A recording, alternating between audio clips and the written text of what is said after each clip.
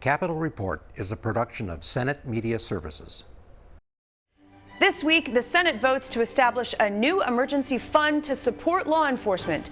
Lawmakers vie for 100% renewable energy by 2040, call for the postponement of student testing, and the easing of fire codes on wedding barns. Stay tuned for this and more on this week's Capitol Report.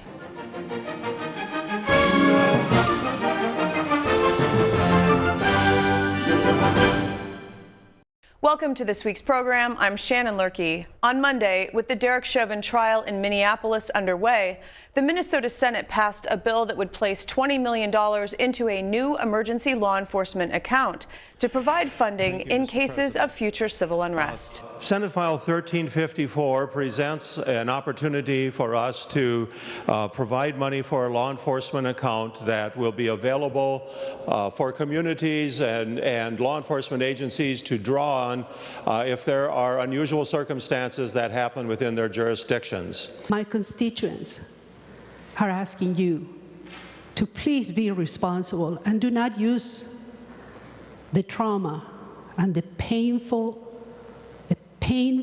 moment that my city is living right now. I'm afraid that the barricades that we're seeing around the government centers and centers of wealth that are being erected out are foreshadowing an outcome that we all dread, a verdict that would deny the justice for the murder of George Floyd. And that would escalate conflict with law enforcement and lead to more injury and deaths. We are providing $20 million so that there's resources available for other communities to come and help, not just Minneapolis, but frankly on the pipelines up north or Bemidji or Wadena or wherever else there might be rioting going on and they request more help. I stand up in dismay and shock and disappointment in the disrespectful manner in which I feel treated by the majority party in ambushing us on a day of tremendous consequence and potential tension in my community, and the substance of this proposal, which also creates division between Minnesotans. So I represent the state capitol, and as I said, there's many peaceful demonstrations that go on here. You're all aware of them, but why wouldn't St. Paul be consulted, since we are the capital city? I mean, heaven forbid something should happen like what happened in D.C. on January 6th, where the Capitol would be breached. Minneapolis did a very poor job of handling the issue. Now, we all have to agree to that. And then to make matters worse, they talked about defunding the police. I and two other senators stood in front of the media and said, if they start talking like this, we're going to have bigger trouble. As it turns out, we did have big trouble. Part two, as we've heard, it's problematic for many people, but let's just read what that says in the purpose statement.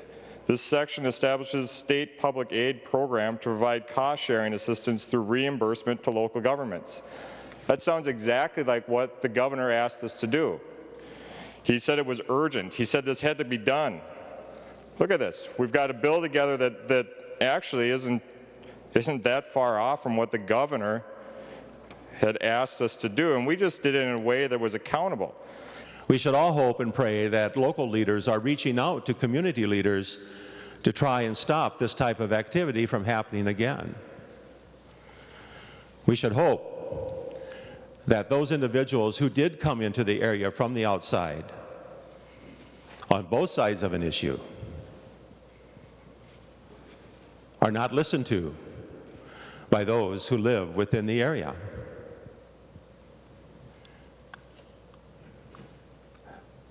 But as we go forward, the amount of money which has been talked about by the Majority Leader and the Speaker of the House is more than sufficient to cover those needs. The police groups have come to us and said, look, we want to prepare, we want to do it in a way that we are ready. And I do believe this time around the governor gets that he has to respond quickly, that he cannot wait 4 or 5 days to make a decision, but needs to respond right away. And I believe with that action, I believe no matter what the outcome of that trial is we will be ready. There being 35 ayes and 32 nays, the bill is passed and its title agreed to.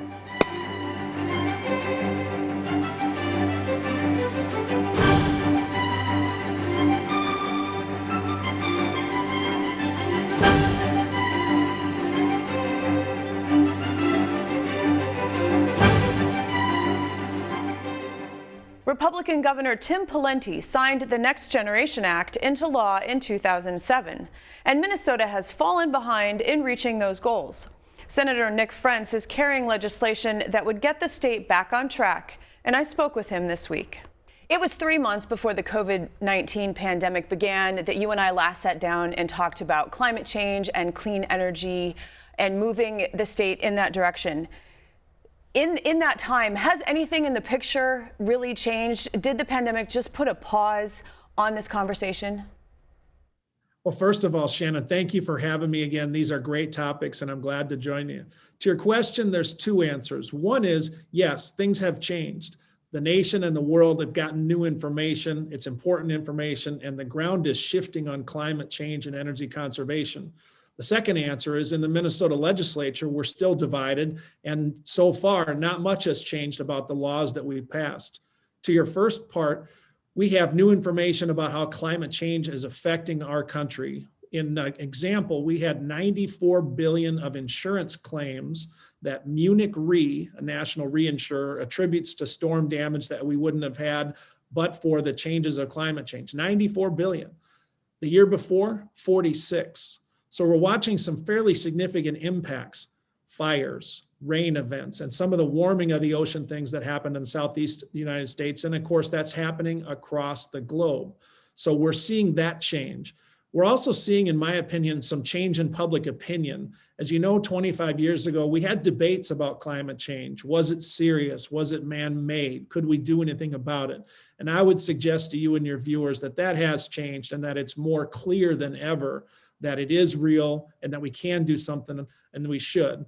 And to the second part, we have not seen dramatic legislation passed yet here in the Minnesota legislature, but that's why we have shows like Capitol Report, so we can discuss those things.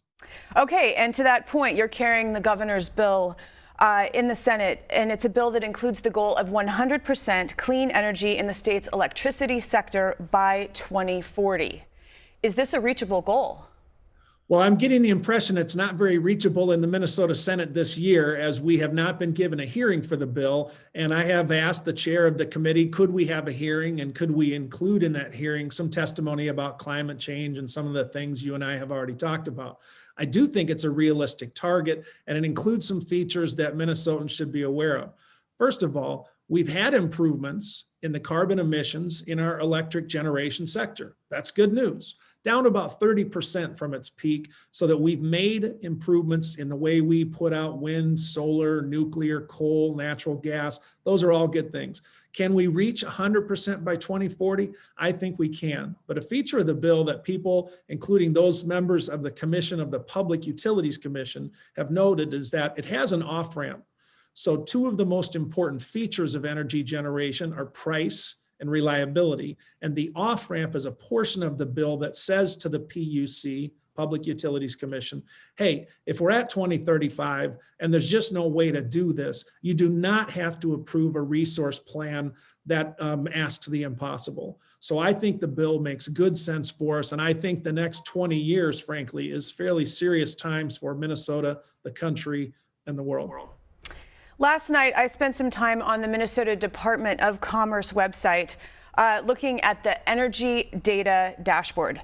In 2019, 26% of Minnesota's electricity generation came from renewable sources, and of that, 19% was wind. The other components were solar, biomass, and hydro. Is the idea to continue to increase these particular types of renewable energy? Well, this is really the central question, and thank you, Shannon. This is really what we should be talking about in Minnesota. The answer to your question is we don't have a specific mix right now today that we say is perfect for 2040. And if anyone comes on your show and says they do have it, please give them my phone number. I would love to hear from them. What we do want to do is set the goal. And as you mentioned, wind in particular, unsubsidized wind is cheap and it has some major advantages. So are we headed that direction? Sure looks that way to me. But what we want to do is set the goal and then turn loose innovation, American ingenuity, entrepreneurship to see exactly what technologies are standing in 2040. For example, we have biofuels, the use of ethanol and biodiesel. Some of us think that we should give that a hell of a look as we talk about our energy mix. Some of us think wind and solar are simply going to continue to outstrip everything else in terms of cost, but they have reliability questions. They're fantastic in many ways, but the sun doesn't always shine and the wind doesn't always blow. So to your question, if you ask me, yeah, I think we'll continue to see increase in wind and solar, but you mentioned hydro, you mentioned the other forms of energy generation, and I think they deserve a chance to say that they'll be here as part of our permanent mix 20 years from now. And you can find a lot of people who will tell you this technology can't possibly compete 20 years from now. This one is definitely going to be there. I'm not smart enough to know those things for sure. But I think if we set a goal, you'll see, again, innovation and entrepreneurship and state policy come together, and you'll find out who the winners are, and Minnesota will be better off for it. Does money need to be invested in encouraging that kind of work? Yeah, I think we do. And I think we find state government investing money where we have a collective interest as Minnesotans.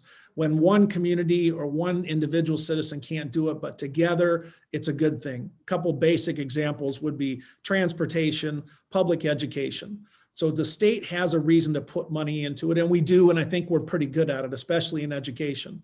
Same thing for our energy policy. We have the ability, for example, to incentivize electric vehicle charging stations to help with transmission costs. We generate energy, but you have to then transmit that energy to where the users are.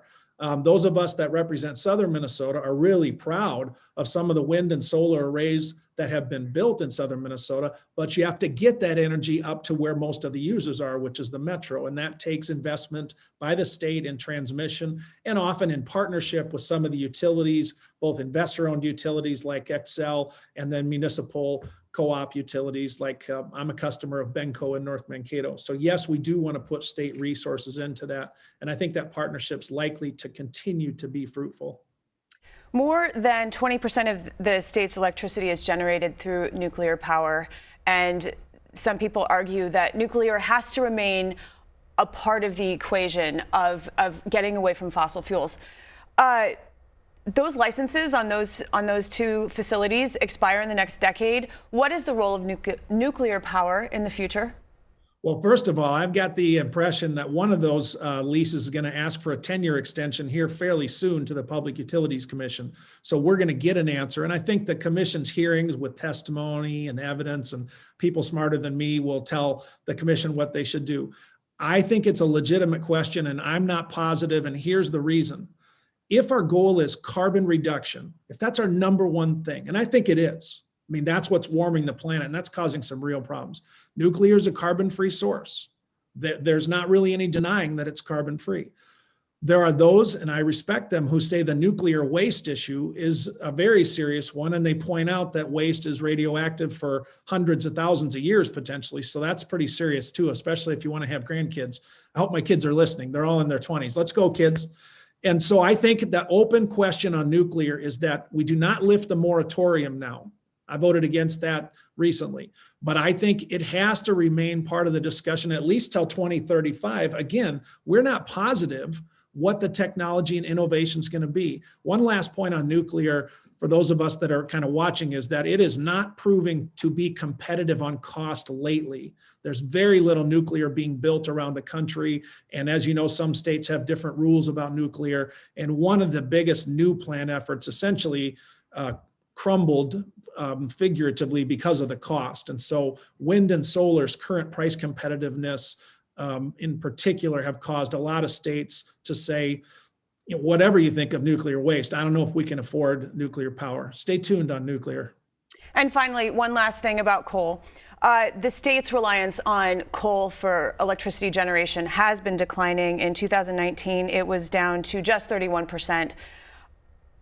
Is the idea eventually, sooner rather than later, zero coal-generated electricity? Well, I'd say that's the trend, but I would not say we have to answer that question definitively today. I think for the same reasons that we've been talking about these other forms of energy succeeding, wind, solar, for the same reason that we talk about carbon emissions being a priority where nuclear gets a bit of a nod, coal has not yet made it clear how they're going to compete if we have this 20 to 25 year time frame. I don't know exactly where coal's future is, but I don't see any bright future for them if they're going to have to compete in the basic fields of price, reliability, and carbon emission reduction. And if they do, God bless them, because again, we have innovation, we have technology, we have entrepreneurship, and I think we got to turn loose those forces and see what we can do. But we have to commit, Shannon, to carbon emission reduction and fairly major reductions too. Senator Nick Frentz, always a pleasure. Thank you. Likewise. Thanks for having me. Have a great week.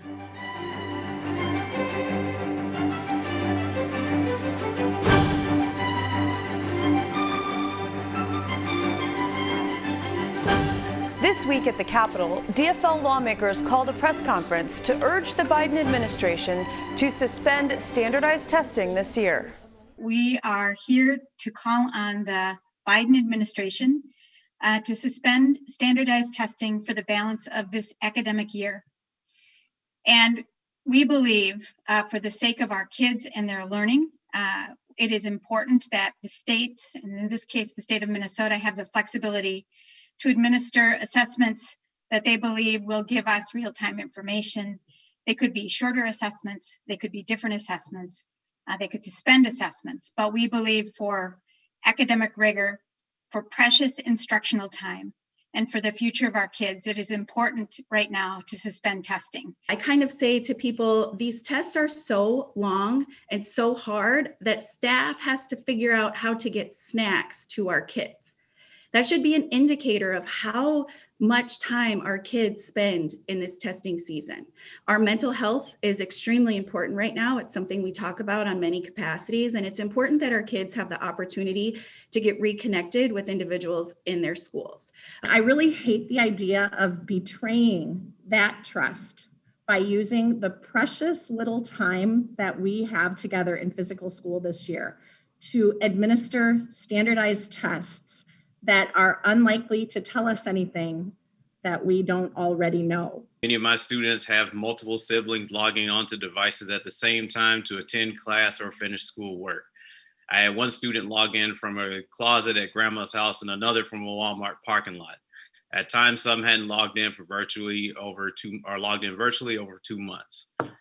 This is not the year for standardized testing.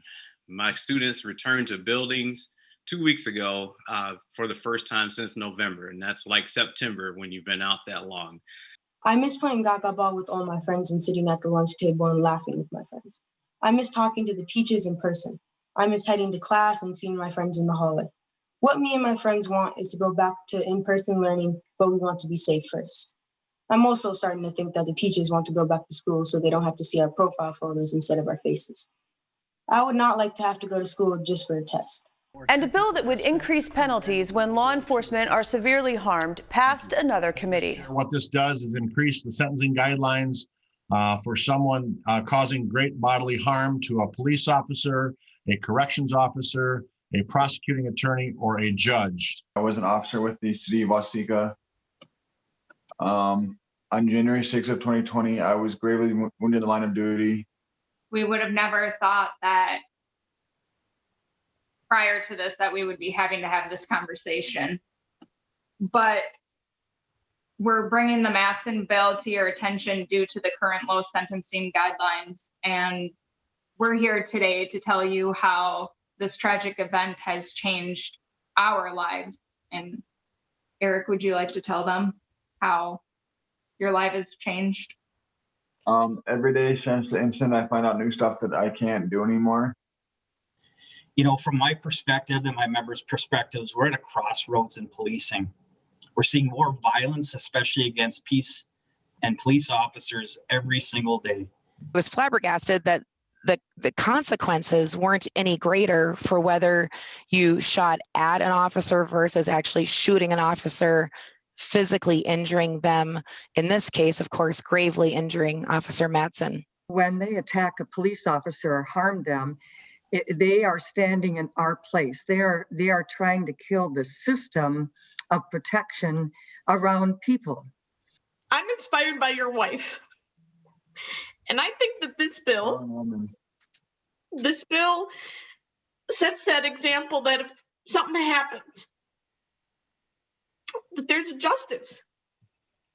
And so that's why I'm kind of inspired by this bill and really want to help, because I think that we're having such a hard time in many of my conversations with Director Peters, recruiting retention of a very difficult job.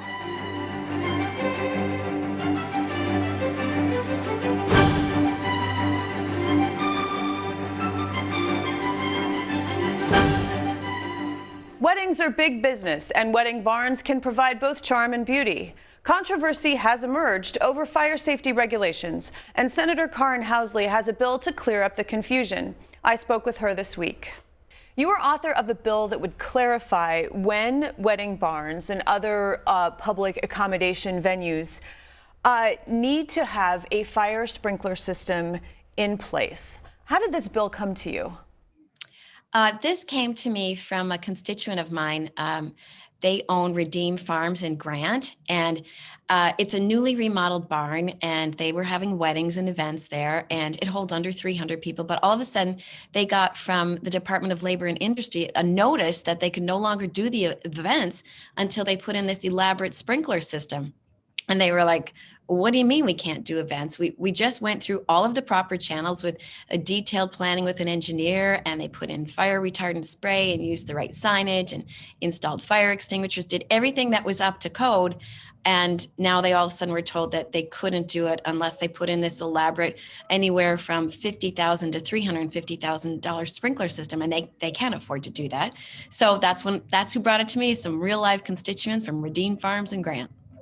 So it appears that there's been some confusion, as you mentioned, about which venues need the fire sprinkler system and which venues do not. So does your bill clarify that? And what is it saying then? Yep, it says if you are a rural event center, there are almost 200 of them around the state, and they banded together to form MNREVA, Minnesota Rural Event Venue Association. And so these are all like small family-owned businesses that have a real impact on their community. From, if you have a wedding, you have a florist and you have a band or a musician and a caterer and all of the things. And then you have people coming to it, and they stay in the hotels in the area, go visit your restaurants, go to your gas stations. So they have a real community impact. So this was a big deal to all of them to not be able to have weddings anymore.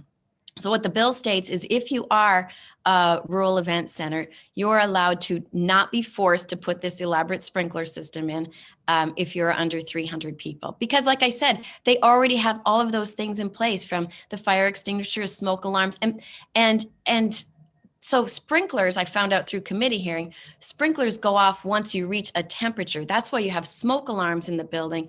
Everybody gets out before the sprinklers come on. Sprinklers are only there to save the building, not the people.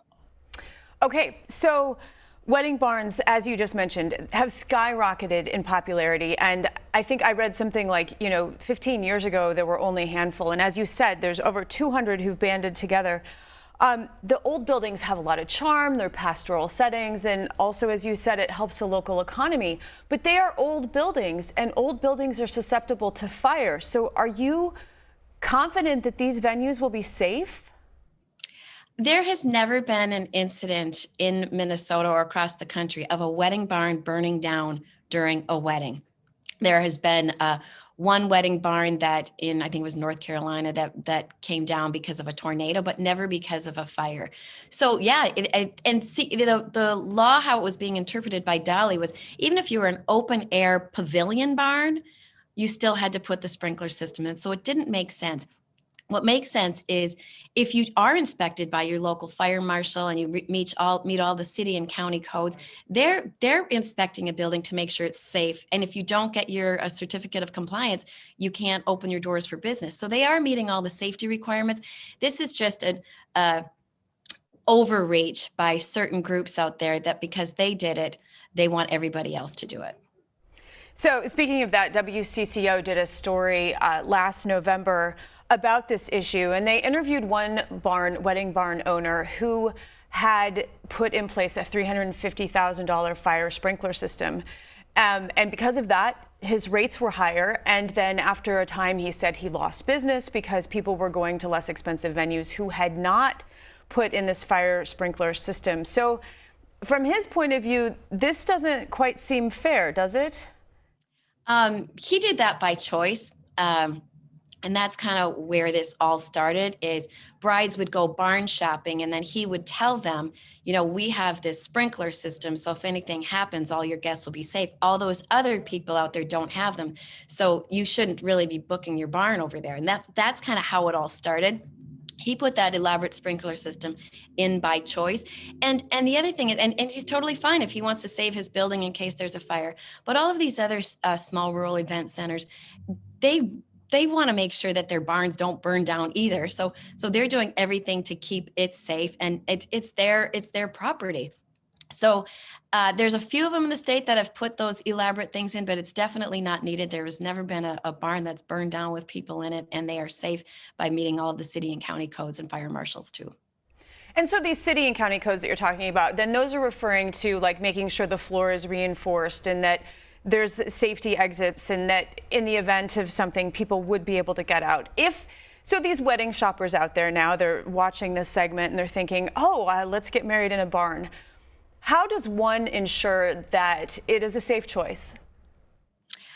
It's never happened. And they do have to put fire retardant sprays in the wall. They've got to have the signage, make sure that there's that proper number of exits, proper number of windows, and the fire extinguishers, like I said, the smoke alarms. It's just like you in your home. If you don't get your certificate of compliance, you can't move in. So they are passing, and the fire marshals actually approved this bill. They were not in opposition of it, and we worked with Dolly for the language. So if I were a bride out there shopping a wedding barn, I think absolutely you should ask all of the questions you have if you're worried about safety, but then also ask to see their approval from the fire marshal, their local fire code inspector. This bill has made it through all of the Senate committee hurdles, and it is waiting for a floor vote. There's a House version. It is bipartisan. There seems to be movement. Are you hopeful that this change in the language will happen this session? I am so hopeful, and it absolutely has to, because these wedding barns have been shut down for almost a year. They had to cancel everything last year. They want to open up. They want to have weddings. And now with the vaccine, people are actually going to be gathering together again. So we want to make sure that these wedding barns can be the place of gathering and a safe place of gathering, and they will be. So I'm pushing to get it done shortly. Senator Karin Housley, thank you. Thanks for having me, Shannon.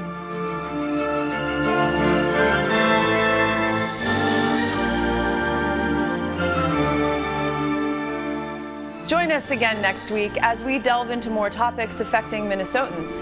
I'm Shannon Loehrke, and on behalf of all of us at Senate Media Services, thanks for watching.